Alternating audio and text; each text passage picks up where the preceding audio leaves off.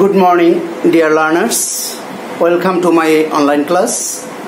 Hopefully, all of you are safe and sound. Today, I will continue the previous class. As you can see on the board, topic right forms of verbs. In my earlier class, I have discussed subject-verb agreement. Not all, but the important thing, and you are supposed to learn the rest of the things at home. I guided you. Hopefully you have learned. Today I will be discussing right forms of verb, especially different sorts of adverbs which will help you understand the tense forms used in solving right forms of verb. So let's see. As you can see on the board, there are some adverbs here. শিক্ষার্থীবৃন্দ, আজকের এই ক্লাসটি অনুকরণ করলে right forms of ভার্বের রুলসগুলো তোমার জন্য আরো বেশি হেল্পফুল হবে অ্যাপ্লিকেশনের ক্ষেত্রে।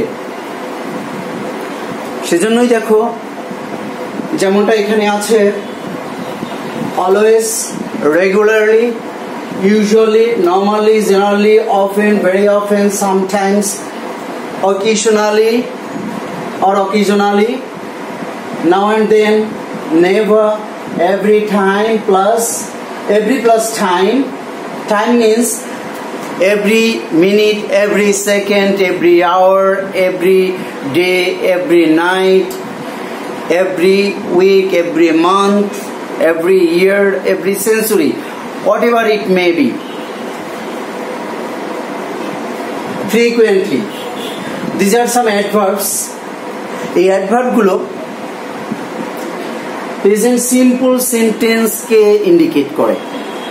তার অর্থ হচ্ছে, যদি কোনো সেন্টেন্সের মধ্যে এই অ্যাডভার্বগুলো থাকে, তাহলে তুমি বুঝবে যে এই সেন্টেন্সটি সিম্পল টেন্সে, প্রেজেন্ট সিম্পল টেন্সে ব্যবহৃত হয় বা হবে। আর সেই অনুসারে ওই সাবজেক্ট ভার্বকে অনুকরণ করে তোমার ভার্বটি বসাবে। যেমন এখানে দুটো উদাহরণ খেয়াল করো। He never tells a lie. Never আছে, লুক, নেভার। এই never, this never tells you, যেটার টেন্স ফর্মটা কি তুমি বুঝতে পারছো। এই নেভার দ্বারা যে এই এখানে যদি টেল থাকতো বা টু টেল থাকতো, তাহলে তুমি এস বাই এস দিতে, কারণ এখানে থার্ড পারসন সিঙ্গুলার।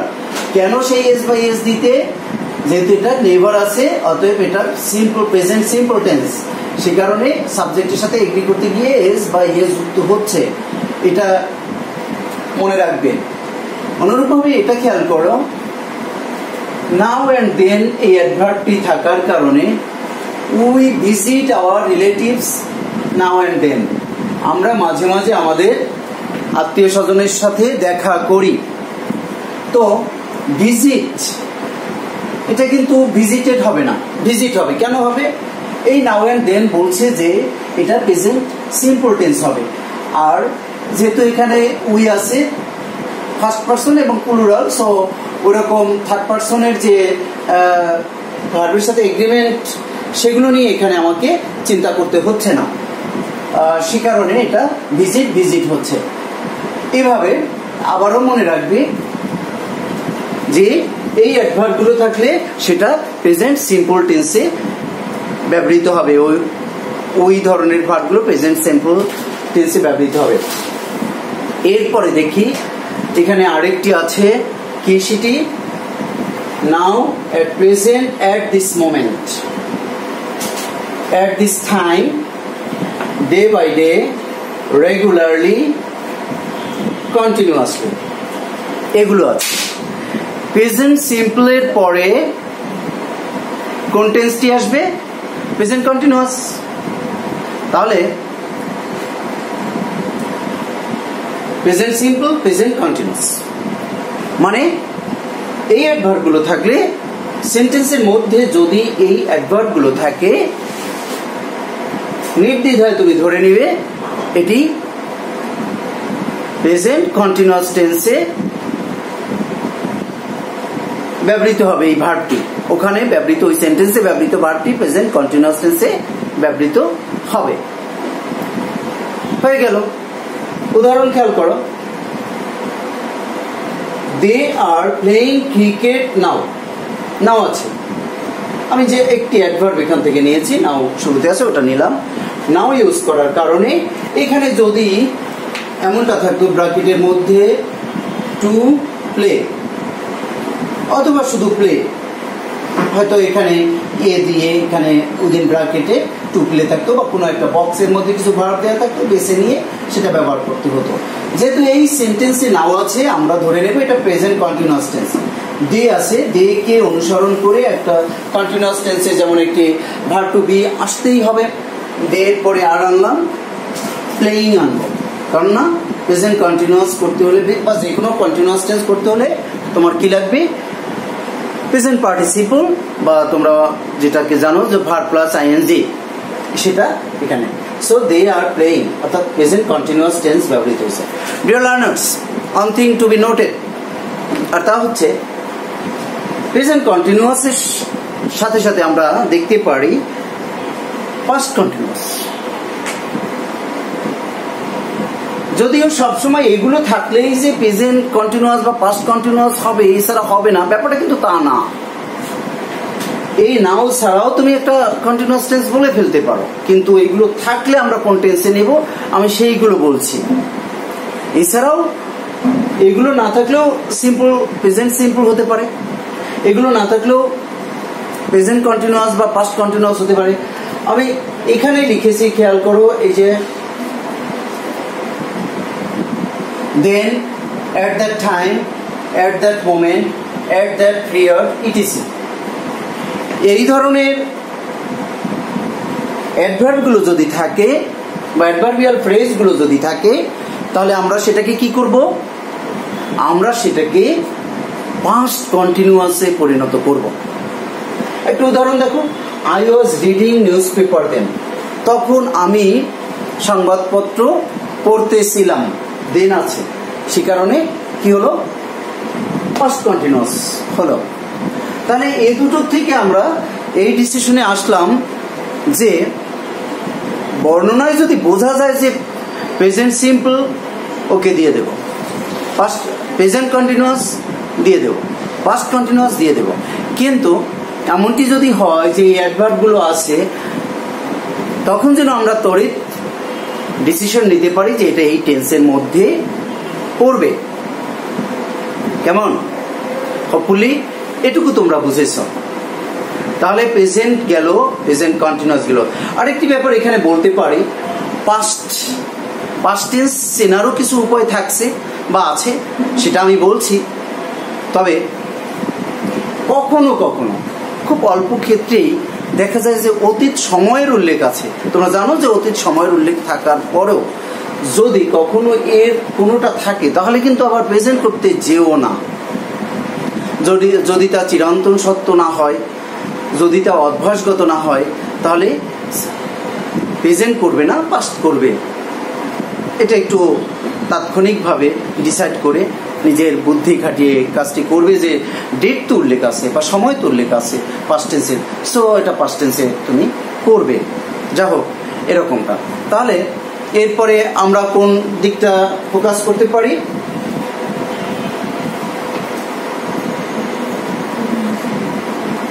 মুছে ফেললাম, তোমরা এরপরে খেয়াল করো। পারফেক্ট টেন্সটির কথা ভাবতে পারি, তবে যেহেতু পাস্ট কন্টিনিউয়াসটি বলে ফেলেছি, আমি মনে হয় প্রেজেন্ট পাস্ট ইনডেফিনিটটাও বলে ফেলি, তাহলে তোমাদের জন্য সেটা সুবিধা হবে। একটু খেয়াল করো,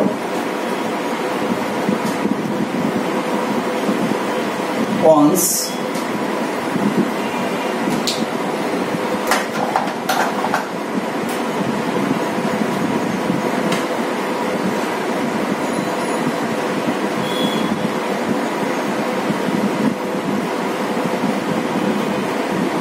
once, once upon, a time,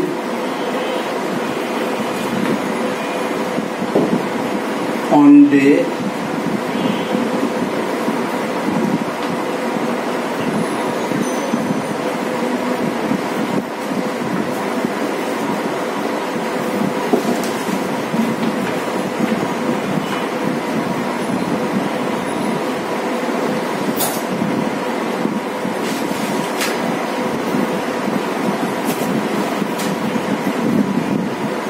খেয়াল করো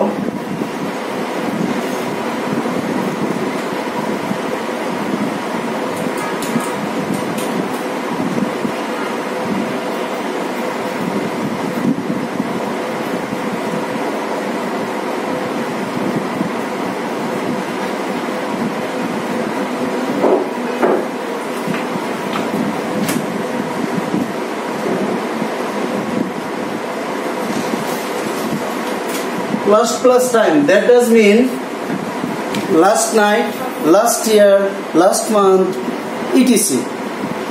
এটা বুঝে নেবে আগে যেমনটা এভরি এর সময় যেমন টাইম বলেছিলাম ঠিক এভাবেও সেটা বুঝে নেবে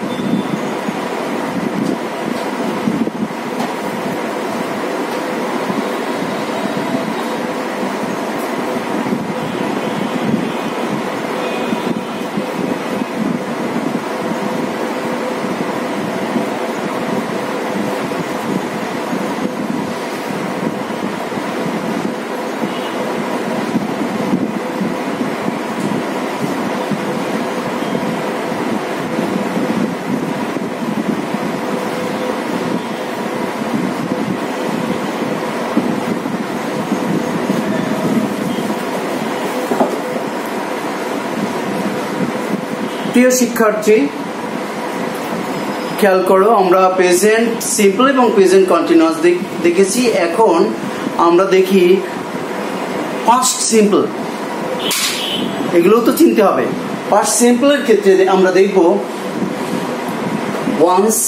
once upon a time one day yesterday last plus time অর্থাৎ last night last year last month etc ago, long since, before, back, in the past, later, in those days, etc. এগুলো যদি থাকে তাহলে আমরা ধরে নেব যে ওই সেন্টেন্সের ভার্বটি পাস্ট টেন্সে ব্যবহৃত হবে, পাস্ট সিম্পলে ব্যবহৃত হবে, এটা মাথায় রাখতে হবে। কেমন? তাহলে তোমাদের জন্য কাজটি আরেকটু সহজ হয়ে যাবে বুঝতে। যেমন একটি উদাহরণ খেয়াল করো, he left the room 10 minutes ago। এই যে ago আছে, ago থাকার কারণে আমি এখানে হয়তো ব্র্যাকেটে থাকবে টু লিভ অথবা শুধু লিভ। তোমরা পূর্বের ক্লাসে আমি তোমাদেরকে কনজুগেশন অফ ভার্বস বা ইরেগুলার ফর্মস অফ ভার্ব শিখতে বলেছিলাম। আমি আশা করছি যে তোমরা তা শিখেছো। না শিখলে অবশ্যই শিখে নিবে, কারণ রুলস তুমি যতই শেখো, যদি ভার্বটি সঠিকভাবে ইউজ করতে না পারো, তার সঠিক স্পেলিং দিয়ে, তবে কিন্তু তোমাকে বিপদে পড়তে হবে। তোমার ওটা কারেক্ট হবে না। সে কারণে কি করবে, এটা এগুলো শিখে নেবে। তো হিয়ার লিভের পাস্ট টেন্স লেফট হয়েছে, কেন হয়েছে? এখানে এগো আছে তাই। আরেকটি জিনিস খেয়াল করে এরপরে আমরা প্রেজেন্ট পারফেক্টে আবার একটু আসি। যেগুলো বেশি ব্যবহৃত হচ্ছে আমি সেগুলোই দেওয়ার চেষ্টা করছি। নেক্সট ক্লাসে বাকিটা বা পরেরগুলো আবার দেব।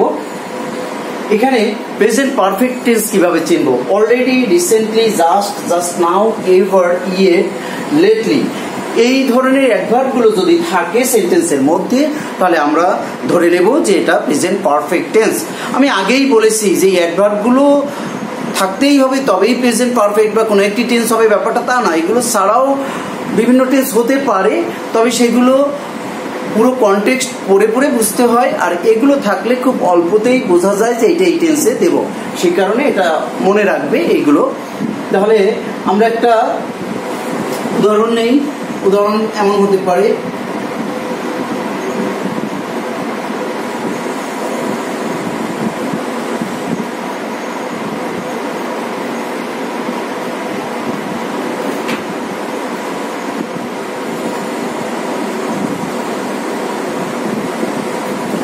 he has already, has done। এই already খেয়াল করো, অলরেডি থাকার কারণে has done দিয়েছি। he has done his duty, এমনটা হতে পারে। অলরেডি থাকার কারণে আমি বুঝেই গেলাম যে এটা পারফেক্ট টেন্স হবে, প্রেজেন্ট পারফেক্ট টেন্স হবে। So has done। এখানে হ্যাভ না দিয়ে হ্যাজ দিয়েছি, কারণ এটা সাবজেক্ট ভার্ব এগ্রিমেন্টের বিষয়। হি এর সাথে হ্যাজ বসে, এটা তোমরা বাই নাও শিখে ফেলেছো, আমি সেটাই আশা করছি। না হলে শিখে নেবে। সাবজেক্ট ভার্ব এগ্রিমেন্ট যথাযথ না হলে তোমার এই লার্নিংও কাজে আসবে না, সেটাও মাথায় রাখবে। Dear learners, that's all for the day. Hopefully you enjoyed the class, and in the next class we will be discussing more. Thank you very much. Stay home, stay safe. Allah Hafiz.